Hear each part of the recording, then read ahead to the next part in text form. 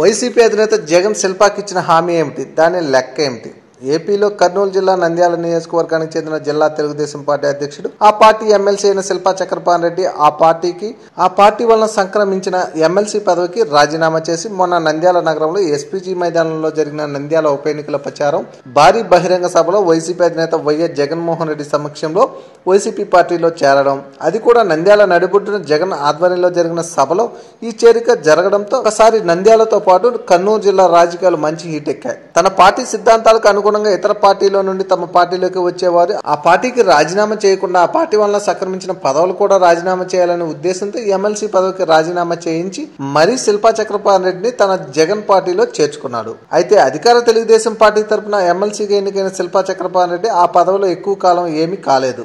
అయితే అప్పటి రాజకీయ పరిస్థితుల నేపథ్యంలో అధికార పార్టీలో కుట్రలు కుతంత్రాల వలన భారీ స్థాయిలో ఖర్చు పెట్టి తెలుగుదేశం పార్టీకి బలం లేకపోయినా ఆయన ఎమ్మెల్సీగా ఎన్నికయ్యాడు. అయితే పార్టీ మారడంతో తన ఎమ్మెల్సీ పదవికి రాజీనామా చేయాల్సి వచ్చింది. అయితే ఆయన తీసుకున్న ఎమ్మెల్సీ రాజీనామా నిర్ణయం ఆమోదం పొందడానికి ఎక్కువ సమయం పట్టకపోవచ్చు కూడా. మరి చేతిలోని ఎమ్మెల్సీ పదవిని వదులుకుని శిల్పా రాజీనామా చేయడం వెనుక ఉన్న అసలు కారణం ఏమిటి అని చాలా మంది ఆశ్చర్యపోతున్నారు. వచ్చే ఎన్నికల్లో వైసీపీ పార్టీ ఖాయంగా గెలుస్తుందనే విశ్వాసంతోనే శిల్పా చక్రపాణి రెడ్డి ఆ పార్టీలో చేరాడని చెప్పాలి.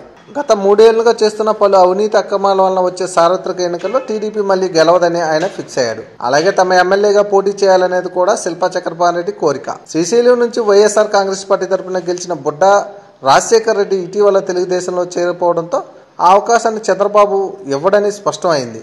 అందుకే శ్రీశైలం నియోజకవర్గం విషయంలో హామీని పొంది చక్రపాణి రెడ్డి వైసీపీ పార్టీలో చేరినట్టుగా తెలుస్తుంది. దీంతో వైసీపీకి కూడా అక్కడ అభ్యర్థి అవసరం ఉంది.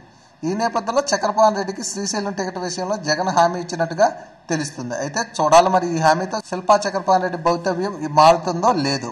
For more videos, please subscribe our channel.